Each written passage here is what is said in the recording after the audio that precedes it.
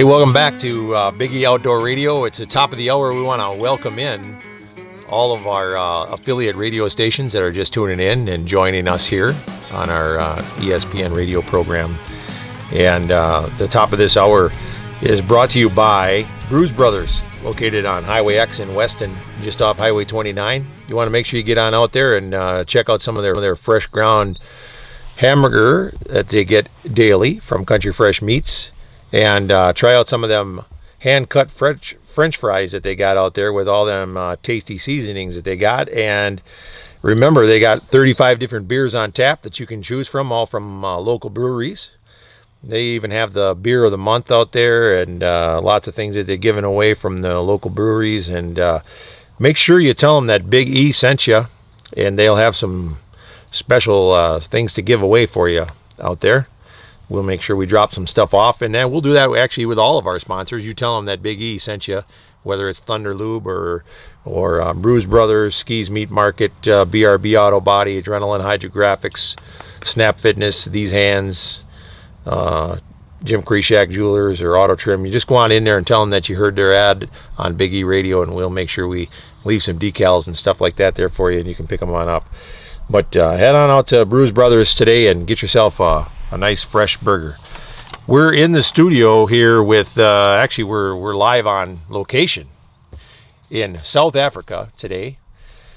I'm out there on a hunt doing some filming, and we're doing the radio show from one of the concessions, and I'm out with Boss Safaris and having a great time right now. And I'm actually sitting here out enjoying the sun. And all of you back in America are probably sleeping while I'm recording this right now. But I'm with Leon, one of the owners of Boss Safaris. And we're actually in here just waiting to have some lunch right now. This morning we went out and got a warthog. And one of the guys in our group got a nyala. And Leon, we've been seeing all kinds of great animals out here. Earlier this week we got a couple lions and a couple of sable. And some impala and springbuck, and got some good species. Yeah, it's just been a great time. I tell you that this is probably one of the best trips to Africa that I've ever been on. I'm glad to hear that. Boss really knows how to put it on. Boss is the boss. He is the boss, and that's what we want to be. We want to be the boss of hunting. We want to control, well, not control, but we want to be one of the outfits, and we will soon be one of the outfits that the guys will be reckoned with.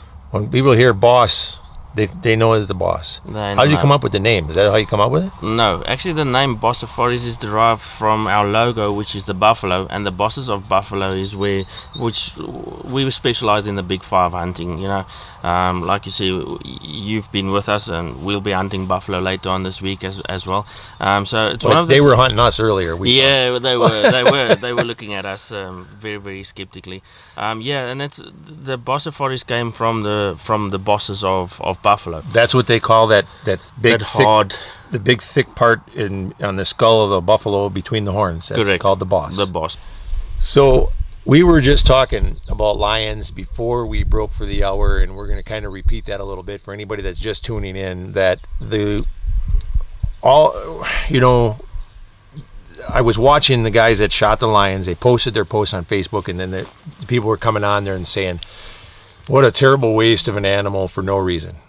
And that whenever we try to answer these people, that it's always good to have reasons to hunt other than just the trophy. But trophy hunting has its place in Africa. We've talked about the economy, we've talked about the meat.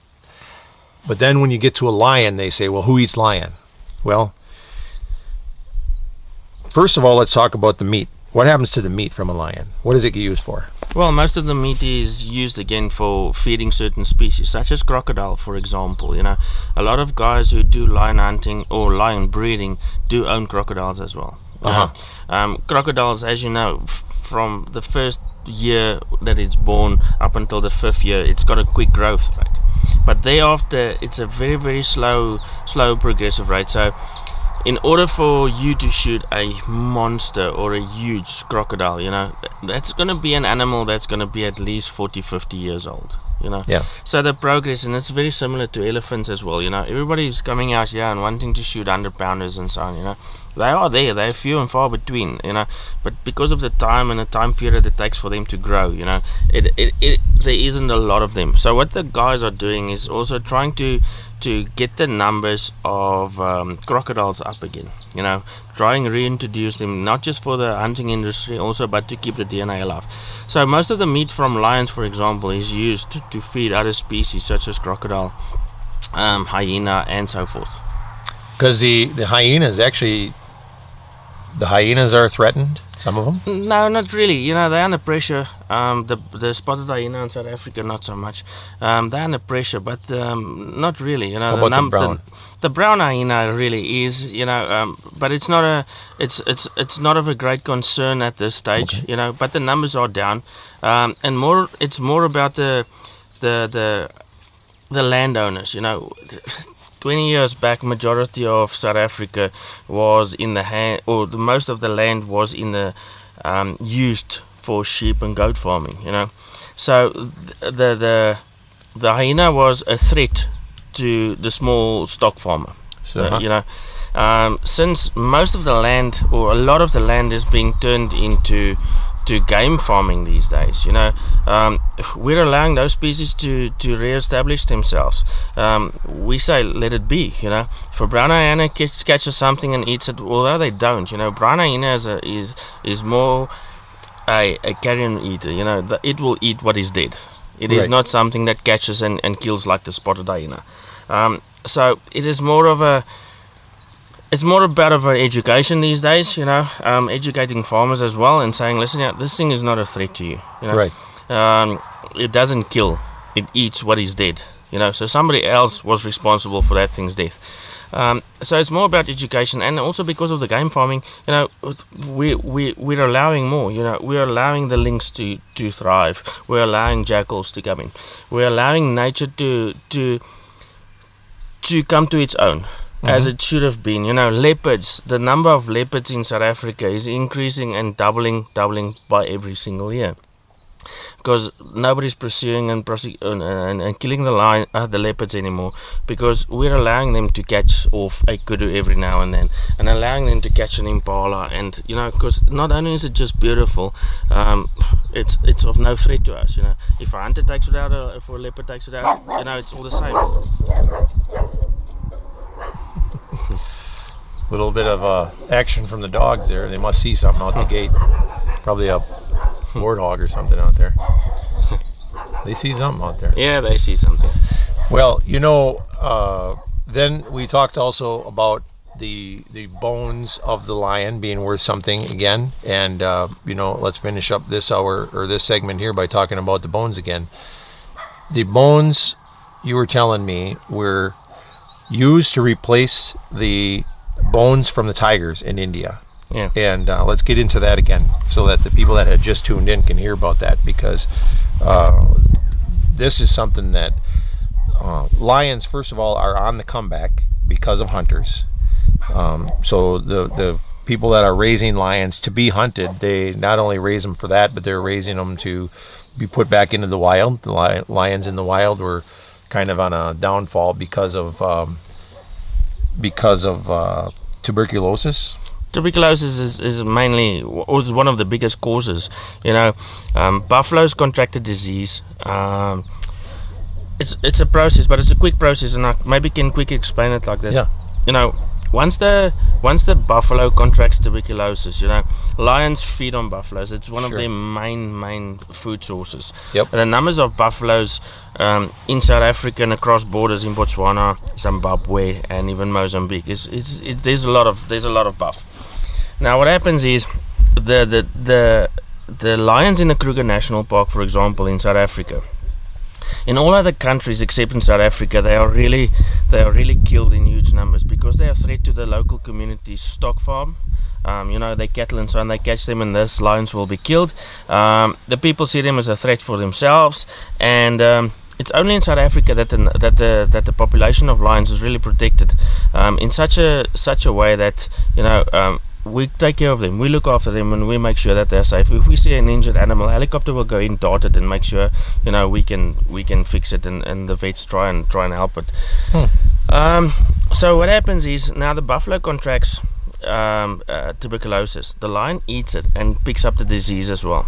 Now the problem comes in as soon as a male he becomes the head of a pride of females. Let's say, for example, he's got a pride of 10 females and so on. This male would mate with all these females, and he would be the father of the offspring. And his main responsibility is to make sure that the offspring become independent. But the negative thing is that it also so happens that once the male lion contracts tuberculosis, he starts deteriorating, his health starts deteriorating, all right, to the point where he's not strong enough to fight and keep his position within his pride. And this happens very, very quickly. As we all know, the next male lion that comes in defeats him, kills all the cubs, and then mates with the females, because as soon as these cubs are killed, the females comes into season again, and that's the only way they will come into season. So he goes around and kills all these cubs. So there's a whole generation of cubs that's been killed. They are tuberculosis free at this stage, but they are killed. The male then mates with these females. He becomes the father, and within a certain period of time he contracts tuberculosis, and the next male comes in and kills all these cubs. So as you can see, the only thing that happens is the females get older, they get bred with, but the cubs, there's no new generation of cubs coming through. And this is the biggest problem. So there's no new generations of cubs coming through the ranks, surviving out in the veld, and then going off and forming their own new prides. So there's always just a new male coming in, and another male being defeated, kills all these young cubs, and the female then comes in season and mates with her. She gets new cubs, but they get killed by the next one. So the whole process is stopped at the point where tuberculosis kills the males. And this is why it's really important that we keep the population of males in South Africa, to a healthy state in captive bred instances. All right, welcome back to Big E Outdoor Radio. We're back, and we're still here in South Africa with Leon, one of the owners of Boss Safaris, and we're talking about the lions and the tuberculosis problem with the wild lions, and why it's important to keep the captive bred lion population going, because it does help replace the lions. So you had said that of course do you have any idea how many lions there are in that are right in now? The wild, wild lions? Yeah. The guys have done an guesstimate, over the population in southern Africa, not just in South Africa, but in southern Africa, and the numbers are less than 3,000. They were speculating about 2,200, 2,300, in that area. Wow, that's pretty low, actually. It is very low. And how many do they think there are now because of captive or whatever? Well, captive bred lions, probably close to 6,000 already, and the number is growing. To encourage this process, we take over this, we do exactly the same. Once the female has given birth, within a day the cubs are taken away and hand-reared. So then they go back into heat. They go back into heat, and they, to try and boost the process so that we have lions to reintroduce back in nature. Once these cubs are weaned, they go back on meat. They get taught how to catch and so on, and they are released on privately owned farms again, to be reintroduced into different family groups. Do they also have a program for putting some of these back into the wild? Yeah, of course. They do. Of course. Wow. Yeah, that's definitely a good deal. And then again, like I said, we were talking about the bone situation there, where you had said that the bones were being used for the deal in India. So the farmer now, who obviously now he wouldn't make any money farming cattle. No. So he can farm this. He farms the meat, pretty much. This is why it's affordable for the American hunter to come over here and hunt plains game, because we are only leaving here with the trophy. Correct. So that's where the term trophy hunting comes from. we come over here, we hunt the animals, we have the fun, we get food, we get a good place to stay, and we take home the skin, the horns, and the trophy pretty much. The meat that we harvest becomes part of this farmer's income, and he sells the meat.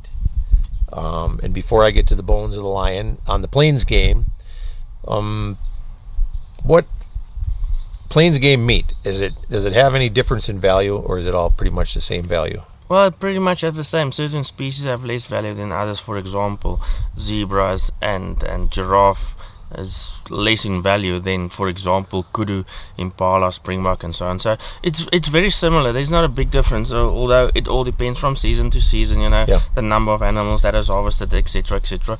But the value is more or less, very, very stable. And it's very, very controlled. So most of the animals like kudu, impala, blessbuck, things like that, they go in and they'll take the cuts. They'll use the good steaks and things like that, roasts and stuff, and they'll put that into the cuts and whatever, those go in. Then whatever's left goes into your sausages and that. But you hit on two of the big ones. People say nobody eats giraffe, nobody eats zebra. Not true. Not true at all. Most of these meats are processed. Zebra and giraffe meats are mostly processed for sausage. So although the cuts of meat and the meat itself is really tough, it still gets processed. I mean, giraffe meat is one of the favorite meats to feed lions, for example, because it's not a lot of people, for example, use this meat, and so most of these carcasses get transported back to lion farms and fed to lions. Okay. Those that isn't processed. But otherwise, if they are processed, they go into salamis and things like that. And anything. They go for the people that maybe don't have as much money and stuff like that, and they are appreciative to get that stuff. Of course, I'm saying, what one person eats, the other one doesn't eat, so we all don't have the same taste and so on. We, for example, do not put a lot of giraffe meat and zebra meat into the South African market, the South African general consumer. So those meats get processed either for salamis and so on, and then fed to local communities. There's nothing wrong with the meat. It's just it's a coarse meat, and it's a rough meat. Mm-hmm. So just to come back to that, like I said, the meat that doesn't get used for human consumption, then goes to feeding the feeding of lions. Yeah. Well, that's interesting because I actually have gotten social media posts and things from South African people that came on, and they obviously lived in the city, and said that we were full of beans, that nobody ate giraffe, and that we didn't use the meat to feed these local people. So they obviously don't know what they're talking about. Well, they've never been involved in this, on many of the farms that I've been on before, most of the meat is processed on the farm. The thing is, what is nice is, not only does it create jobs, the processing of meat and so on, because to run a butchery and so on, you need a couple of people. You need people that know what they do. Not only does it create jobs, but also does it feed the people. And then saying that is, when you get a client that comes here, he said, most of the guys that hunt something says, I want to try it. I've never tried impala. Right. Is it possible? So we go through a whole process of making sure that we have the prime cuts cut out. We have sausage. We process different types of meat. So when the client arrives and he shoots, for example, an impala, we say, and he asks us, can I try? We say, yeah, for sure. This is impala sausage, this is impala backstraps, or this is impala fillets, and have the client have an experience. So a lot of these meats are kept. For example, giraffe meat is kept. So if a client says, listen, I want to try what it is and what it tastes like, we say, no problem, we have. I eat giraffe. I have no problem with giraffe meat. Like I say, there's certain cuts that is rougher than others, so I also prefer having some of the best cuts meat. It doesn't mean that I will eat anything, but the most of us are like that. We go into a steakhouse and we would ask for a ribeye, instead of any other cut, So we also prefer the best cuts. So the best cuts are kept for our clients, our international clients. When they are here, we prepare food for them, accordingly, and from the best cuts of these hunted animals. All right. And then, back on it, we keep hitting around that we're going to get back to these bone things. The farmer then also can sell these bones because of CITES, which is great. I've always, up until you had told me about this, CITES was a big pain in my hind end. Because you have to fill out all them forms to get everything back. You have to get your mounts back, and even if we are in Canada and have to take our bear back, to the United States, we've got to go through all this CITES garbage all the time.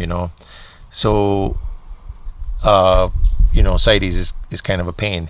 But now you're telling me that the CITES convention or whatever they decided that we can utilize the bones from a lion, from a legally harvested lion, which is being raised, obviously has brought back the population considerably.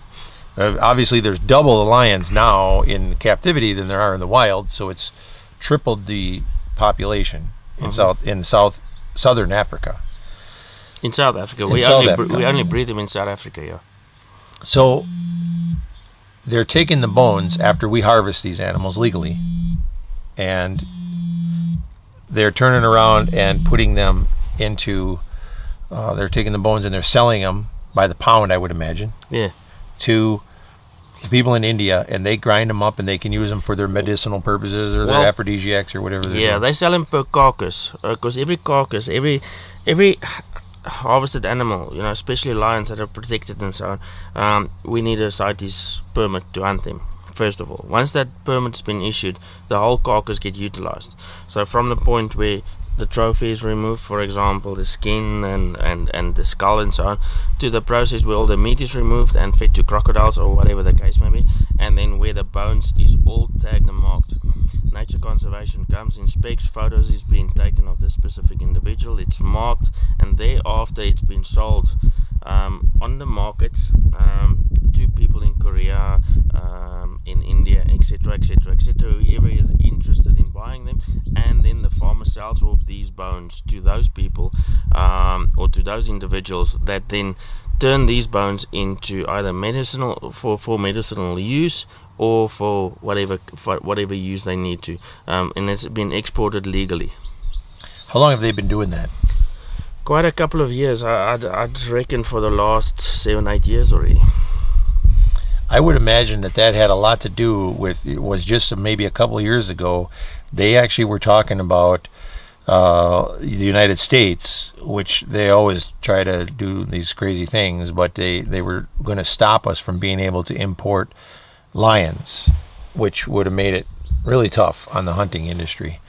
But that probably had a lot to do with that decision not going through, because our hunting them was actually helping the Bengal tiger come back. Correct. Because the bones were being used. So there's a big knock-on effect on anything. It's not just about the hunter, hunting a lion in South Africa.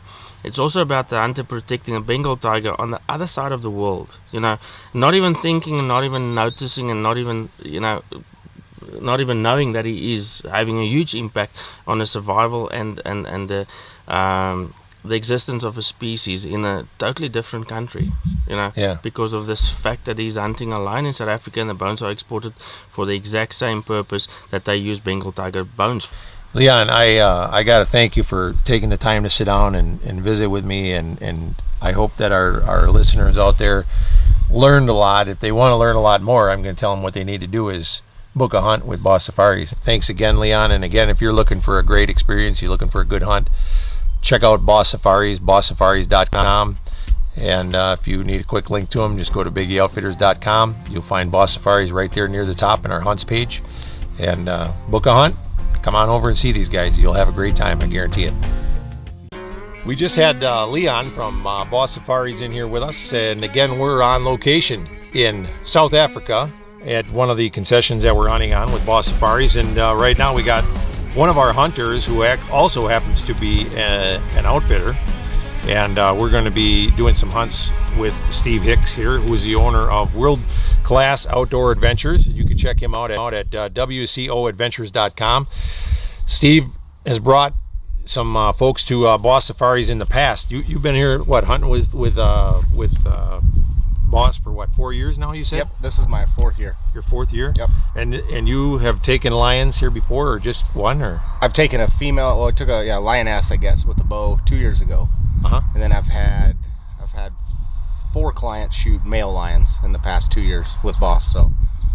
And they all have had good experiences? Oh, I've had, great trips. I mean, all the lion hunts are, I think the lion hunts are better than the plains game hunts, as far as fair chase and, but we've all been successful. The trips have been good. Everyone's been happy. Steve, I'm going to tell you, when I came over here, I was very skeptical because you hear the stories about the lion hunts. Now, I've been to Africa many times myself, and I've seen that this is not high fence hunting over here. You come over here, and yes, there are fences, and these people keep their land fenced because they have to keep the poachers out, obviously, and they have to keep their land separated from the neighbors and things like that. But we're talking 20,000, 50,000, 100,000 acres, big places. The animals are wild, but you hear the stories on the lion hunts sometimes, and you see the bad stuff on YouTube, and it kind of looks scary. But man, there was no high fence lion hunt we were on. No, not at all. That was some wild lion hunting. We were there a week and we never even saw a fence. No, that place was huge. I mean, we wouldn't have been for the tracker. We had to track the lion down. Both of them, we were tracking, and but we spotted yours from the truck while we were out on the safari vehicle looking, and we spotted yours, and then we got down and tracked it. But well, the trackers went out at daylight before us though too, so they had a couple hour head start on us. They kind of knew where we were. They kind of knew where. Well, we started. They'd found tracks, and that's where we had cut them and just happened to catch them. But Pat's lion the day before, we walked all day. Well, we checked like 5 or 6 different spots before we found tracks, and then it was just it was all day walking. And of course Pat Kelly that's here with us is a client of yours that you booked, because you do booking for Boss Safaris. So what do you got to say about all the different concessions that Boss uses in the lodging, the meals, to the people that are out there listening on the different radio shows that we have out there? Sure. Well, Boss provides, from some of the other places I've seen here, it's just quality. Everything is, I don't know if you'd say always 5-star, but everything is 4-star minimum. Staff is always on cue. Food is always the way it's supposed to be. So far, we haven't had anything wrong. This place we're at right now. It's beautiful. Yes, beautiful. That's what I mean. They're all, huge properties. Everything is the way it's supposed to be. We have lots of game. You can find cheaper. It's Africa. You can always find somewhere cheaper to hunt. But that's not the way I've done it enough, and you've done it enough to know. Yeah. If you find something that's cheap, there's going to be a reason that it's cheap. Trust me, you are probably going to go home and have a bad experience. When you go somewhere where, it's dirt cheap, but you go hunt for 3 days to find something to shoot. The whole thing is the experience, not just the shooting. You want to see, you want to drive around and see herds of animals everywhere, even though you're not hunting them all the time. You want to see that, and your accommodations, you want that nice accommodations, and it doesn't have to be ridiculous and over the top. But all that is what builds the whole. It's the atmosphere for Africa is what gets you. Yeah, we've. We started out in the Kalahari. We did the lions, and then we got to do a couple of sable up there. Sure. That was fun. I'm that telling was a treat for me. The lions, obviously you can't top that, but a sable's been on my list since the first time I've come. So the first year we were here. I got to admit I'm jealous because first of all, on all the I want to places, go shoot another one. Yeah, I know. I saw one back here last night. Of all the places that I've hunted, I've never seen a sable in any of the places just running like that. And when I think the first night we seen him, we were looking for gemsbuck, or we were looking at gemsbuck for Pat. Yep. And all of a sudden, boom! It was like the whole gemsbuck thing got forgotten about because we saw a herd of sable. Well, we almost got him that night. You guys were on them, and it just got too dark, and they couldn't ethically make the shot. So, which it worked out a couple days later, but it was amazing. And then we went to. We got his, and then was the same day, wasn't it? It was the same afternoon. We were getting ready to leave, and then we got on yours. No, we shot his the day before. The day before. Yeah. the day before, and then I think. However, it worked because out. I did because I did the lion. I was doing my lion. I think when they did when he got his sable. I think. I don't know. Well, however, it worked out. But we got your sable and. Well, yeah. Then we were leaving on my sable. They were gorgeous animals. Yeah, because of you, we ended up driving until 4:00 in the morning. It's only another hour. It's only another hour. In Patrick Africa, can tell you that story later. It's only another hour in Africa. That's right. 9 hours later. Yes. But all very game-rich places that we've been to. Oh, yeah, I mean, that's the one thing. And I mean, Wayne and I work together, like Patrick had said. You know, we book hunts. We both are good friends, but he's an agent for me in Alaska and in the U.S., and then I help him here with booking hunts in Africa. But I mean, the game is everywhere. You know, and it's affordable. I mean, when you think about what a folks can book a hunt for, with us in the U.S., I mean, it's just the nature of the game. But when somebody's thinking about coming to Africa and what they can get on a hunt, this is affordable. Well, that's what I was going to say with Wayne or Boss Safaris. I mean, that's his target is, good quality game everywhere we go. He doesn't deal with the small properties. I mean, we don't hunt. Everything we hunt's going to be, 20,000 acres to 100,000 acres. I mean, it's going to have the best quality of game. I mean, we haven't shot an animal yet that's small. I mean, we haven't shot even I don't even know if we've shot a silver SCI animal. I mean, I think everything is. And that's what the focus of Boss. I mean, even me in Alaska, I focus on quality animals. And I mean, that's same with Boss Safaris. I mean, that's what we want to push. It's what we want to provide for the guys. So, I mean, if you want a quality hunt, I mean, if you look at the price, you're talking pennies difference. Okay, I can go with this guy and save, $800 or $1,000 on my whole 2-week trip. But then, you know what I mean, you're gonna pay $150 a person for airport pickup that they don't tell you about, and then they're gonna charge you $50 an animal to skin it on top of it, and then they're gonna charge you to, you know what I mean. So there's all these add-ons that people don't look at too, and it's with Wayne here, it's all inclusive. It's when you show up, this is the price. There's no cheating you. There's no changing stuff. And you know what I mean. You shoot something you didn't know it was this price, and so they're very upfront, and they don't sneak anything in on you. I mean. They're just honest people. I mean, Wayne's as honest a guy as they come. Just good people. He makes sure he's got you hooked up with a really good taxidermist here. If you want to have it mounted here, or if you want to have the dip and ship, or however you want to do it. I think you do a lot of dip and ship. Yeah, I do a lot. I mean, I've worked taxidermy back in Alaska, so I do most of my stuff there because it saves me money. Sure. But I mean, I've got a real good quality guy I've worked with for 20 years there, and he lets me do most of the stuff and just make sure that the faces and stuff are done right. So it saves me money, but I mean, he's got, the great taxidermist here. I've seen his work. He does amazing work, and I mean, it'll save you money on all your if you're doing a ton of stuff, you'll save money as opposed to doing it in the States. But of course, you got to pay to ship it back, but you still save money with them. So yeah, it's kind of. I have a lot of folks that have asked me that question, and it's really kind of a horse apiece. By the time you pay to have it mounted here, you're going to save money on the mounting. Sure. For the average person that doesn't have a connection with a taxidermist like that, you'll save money on the mounting, but then you're going to pay to have it shipped and the crating and all that. It's going to come out to be the same as if you'd have it dipped and shipped, and then you have a taxidermist back home mount it. Yeah. And the thing is, with African game, you don't want to have just Joe Schmo down the road mount African game for you. Cats are the specific. Yeah. You know what I mean? You got to have somebody mount it that knows how to mount African game. Sure. And that guy is going to be more expensive. Yep. And I mean, it's not, they don't push either way here. I mean, Wayne doesn't get any commissions or cuts off of his guy. Same with me. I send guys in Alaska, and it's, my good friends, but they do quality work, and I can control it. Guy doesn't know where his stuff is. I can call the taxidermist back home and say, hey, go right over. Where's Fred's stuff? Blah, blah, blah. He takes care of it. Same with Wayne. You know what I mean? If you want to do stuff here, he'll take care of it. He'll, help you every step of the way, all the way to getting it to your front door. But, he doesn't carry the weight because he's not trying to make money off of you. Yep. So. And I'm kind of a believer in the fact that, if you're getting something mounted that is regional, like if I get a gator mounted, I want my gator mounted by a guy in Florida that knows mounts what he's gators. Doing. Yeah. If I get a brown bear mounted, I want it mounted up by your guy up there that knows what a brown bear looks like. I mean, there are the big companies in states, like Animal Artistry or the different guys. That Monarch Taxidermist is one of the best guys in the country, I will say, in the U.S. And I mean, they're, very high in taxidermy, and they can mount anything from around the world, but, same thing, you're going to pay for it. Yeah.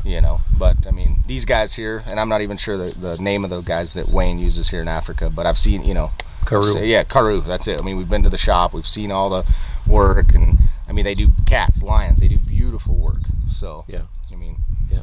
Either way, you're covered. Yep, one way or the other. Right. We're running out of time in this segment, but I'm going to have you hang around for one more. But it just goes to show that everything that Boss does is full service. Whether it comes down to the hunt, picking you up at the airport, they don't charge you anything to pick you up at the airport. By the way, included, yep. Some guys are going to be careful of that. They're going to pick you up at the airport. They're going to make sure you've got someplace to stay. If you're on a flight to the Cape, they're going to make sure you got a place to stay the night in between. They're going to make sure you get where you're going. They're going to make sure you've got great meals. They're going to make sure you got excellent lodging. They're cared for. I would say too that, I mean, as far as a place to bring your kids, to get them into hunting, to see wildlife, or the wives, I mean, there's no better place in Africa. Yeah, and these guys definitely take care of you. So we'll be right back after a little bit of a quick commercial break here, and we're here with Steve Hicks from World Class Outdoor Adventures, and I'll cut it off. Once my beeper goes off, I'm done. All right, welcome back, Biggie Outdoor Radio, and we still have Steve Hicks here with World Class Outdoor Adventures with us, WCOadventures.com. If you want to check them out and get in some brown bear moose hunt combos, you got some of them left for this year, don't you? We do. You got some good deals on brown those? Bear moose. I think I got. We won't tell them what the price is if they want to know. Let's make them call us. That's right. That's right. They can check you out, or they can go on BiggieOutdoors.com, BiggieOutfitters.com, and we're gonna have a link for you on there. Sure. And or they can give us a call, and we'll set them up. Be glad to set them up with some hunts. And I think maybe if we can get things rolling good enough, maybe we'll come up there and film. What's to say? You may even be able to, if you get in on the promo you were going to do, bring a couple of them up with you in late October when you come. Yeah, that would be great. As long as you don't let me get bit by a brown bear. Well, we didn't get bit by lions, so brown bear should be safe.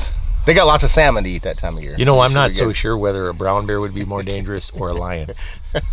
I don't think I want to find out. No. I was asking Leon before how they got the name Boss Safaris. I didn't know if it's because they thought they were the bomb or what. I said, do you guys really think you're the boss or what? It comes from the boss on the buffalo, the Cape buffalo. I didn't even know that's what that was called. I just said it was called the Big Bone. Oh, yeah. I figured Wayne just thought he was cool or something. Yeah, that's what I thought. Yeah.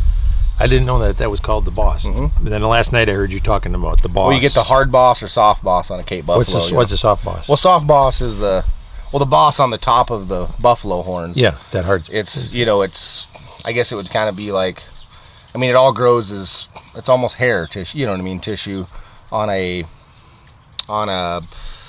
horned animal. Yeah. It starts soft, and every time it gets harder, the older the animal gets, the more mature it gets, that soft tissue on top of their head turns into bone. I guess it would be, or horn, whatever you want to call it, not bone. Almost like a velvet antler. Yep, sort of like that. Yep. So, or like a antelope. Oh. Antelope has. Yeah, the hair. Yeah, but so anyway, the older the animal gets, it turns from a soft boss, which is usually the top, and as it gets hard, it comes into the top of their forehead, and that as the top of the horn meets the top of the forehead, once that is solid horn to the top of the forehead, that's a mature Cape buffalo, and that's what you want. That's where they say hard boss.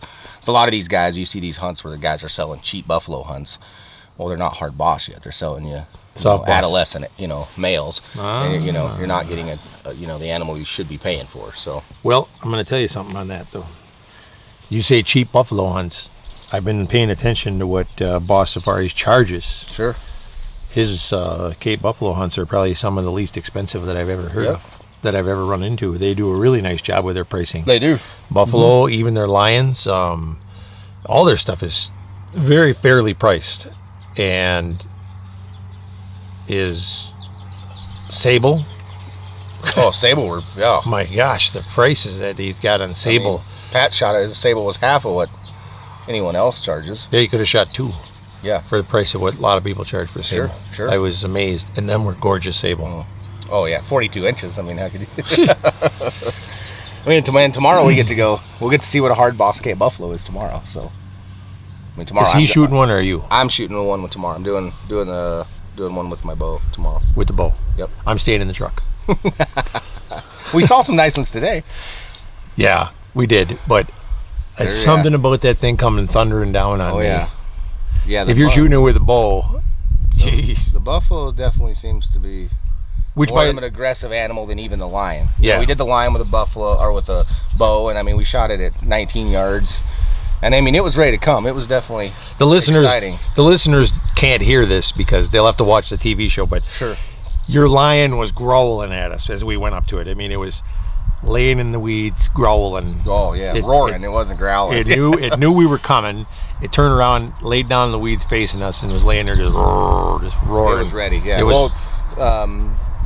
was Steven. I mean, he told us it was going to charge. I figured it was coming. Yeah, he said it's coming. Get ready. And I mean, it didn't. Thank goodness. I mean, I got to shoot it with the bow. We didn't have to rifle it, and it worked out good. But I thought maybe that my kids were going to get to cash in on my life insurance. Well, you were in the back, so you were probably. I was until then, and I set the camera up, and I noticed you guys all took 2 steps to the right, and I thought, that's great. I didn't think about it till after the fact, but Steven kept pushing me out in front and getting behind me. Yeah. No, but it was a good experience. So. Yeah, it was definitely a butt puckering experience. Yeah. So the buffalo should be fun, though. I am anticipating that it's going to be. Yes. And everything here is. But I also know that anybody could feel safe to come here on the first. The only reason that your girlfriend Kate didn't go along on yours is because she had blisters on her heels. Yep, foot issues. She walking from the first line. But she felt perfectly safe on the first one. Oh yeah. They had plenty of backup rifles there, and I don't think that anybody should feel unsafe to come and hunt with Boss Safaris. It's an adrenaline rush, but I mean, if a guy brings his wife along and they don't want to go out on a dangerous game hunt, that's not a big deal. Then they could stay back at the lodge and they can swim at the pool. Go look at animal safaris. Yeah, in fact, this afternoon, what are they doing with your girlfriend? Yeah, we're sending Kate out to, I think Wayne set up, I'm not sure exactly what it is, but it's like a conservancy or something. They have lions, male lions, cub lions. I think they have a leopard and a cheetah. They have a tiger, but you get to go in with the trainers, and these are all, tame animals. Sure. And you go into the park with them, and you go walk with the animals and get to pet them, and get to see them up close. And she's getting a massage today. I'm not sure if the massage was today or tomorrow, but she's doing all the animal stuff today, and they're doing some shopping. But yeah, I mean they cater to they want the wives to have a good experience too. It's not how we are. We're kind of feet to the pavement, so to speak, when we're in Africa. I'm daylight to dark, I mean, I'm hunting nonstop, and sometimes the women want to relax a little bit and go do a little bit of other stuff, and so Wayne's good about that. I mean, anything they want to do, he can set up, and it'll be fun for her. She's excited. And a month ago, I had some clients here that they brought their wives, and I know that they got to send their wives to go shopping, and they went to one of the national parks. Sure. Go see the elephants and the animals, and they got to go on a lot of different tours. So I know that they're very accommodating. Oh yeah, they're in tune to all the other stuff besides the hunting. I mean, that's part of the African experience, I think, is not just the hunting, but getting to see the rest of Africa as well. Do some shopping, and get out there and see some of the culture. Yeah, so. And we've seen plenty of different things. We've seen wildcats. Sure. Yeah, we saw the African wildcat. I guess they're, really endangered. I mean, that was pretty rare. I've been here 4 times. It's the first one I've ever seen. We've seen 2. Oh, you're right. You're right. The smaller one. I would say the big one that won the lion hunt. That's the one that was stuck in my head. But we did see the second one. Yep. We saw one on the lion hunt, and then we saw one, I think, in the nighttime. That's right. And we saw all the vultures. I forgot to touch on that when I was talking with Leon, but they even have a spot where they take the bones and all the insides of the animals, and they feed the vultures, because the vultures were an endangered species. Yep. They feed the vultures to bring them back to make sure that they get something to eat. So everything from the hunters gets used. They're really cool. I mean, I don't know if they're twice the size of an eagle, but they're big. I mean, I'm in Alaska. We have eagles, everywhere. But yeah, these vultures they're huge. They're big. So we got to do that as well. And this afternoon, we're going back out hunting. Well, Kate's not with us. We were trying to get her a zebra this morning. Yep. Oh, we got time. I mean, we're still here another week, so we got time. And we were trying to finish my client, good friend Pat, but he's the client that I brought over for Wayne. And we were trying. Today's his last day, so we were trying to get him his last animals. And yeah, what's he got left to get? I think they're going for kudu and Gemsbuck and hartebeest this evening. So. Oh, he's going to do a hartebeest. Well, you know what I mean. He's got yeah. a few animals on the list in case he doesn't get one. I think he's sure. Even touching on the idea of a draft, but we'll see. We saw them. We today. did see them today too. So Pat's not picky. No, he's actually gotten quite a collection going. Yes. And hopefully he's got plenty of room on his walls. Oh, he does. Because right now, I think we've been trying to talk him into life-size mounting that lion with a sable. He's doing the life-size lion with the sable action mount. Yep.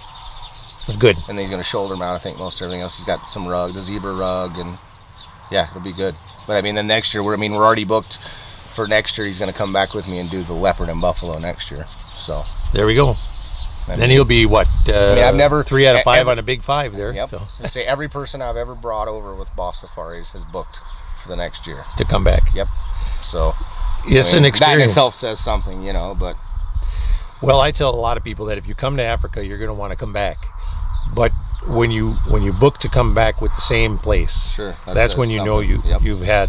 I mean, we just went in and had lunch a little while ago, and oh yeah, great food all the time, and just so relaxing to sit out here. I mean, a little while ago, Leon and I got interrupted. The dogs took off. There was a warthog over here. They went chasing through the. Well, I mean, the pins right here. We've got blue diker and steenbuck and red diker and clipspringer. I mean, all these little things you never would ever see. Yep. I mean, and just neat to be able to see all that stuff. And yeah, this is it's a great experience, and I recommend it to anybody. Is there anything that you'd like to add? Anything that you can think of that you think that we need to tell folks about Africa in general, or about Boss Safaris? I think everybody worries about the diseases. Yeah. But I mean, realistically, South Africa is like South Texas. I mean, the topography looks kind of the same. And right. There's a lot of different. South Africa is huge, as we 9 hours later found out from one place to the other. But yeah. I mean, a lot of it is that brushy, thorny kind of South Texas kind of look. But I mean, there's no. It's been malaria free for ever. I mean, at least the last 20 years. I don't know exactly what year when they say it's been malaria free, but I mean, there's no malaria. I mean, you don't have any of the diseases. I mean, I don't know about the Ebola thing that kicked up in the U.S. last year, but that really wasn't in South Africa. It was way up north, And they had none here. This has been my 4th year here. I've never taken a shot. I haven't got a current tetanus. I mean, I'm sure I have a current tetanus, but I haven't ever taken, any shots. I haven't taken malaria pills. I mean, and I've never got sick. Not to say that I can't, but it's just, I mean, you can get hit by a car walking out in front of your house in the morning too. So, that's right. I mean, safety-wise, it's not any higher risk to go here as anywhere else. So, all right, and we'll wrap that one up. You're listening to Biggie Outdoor Radio.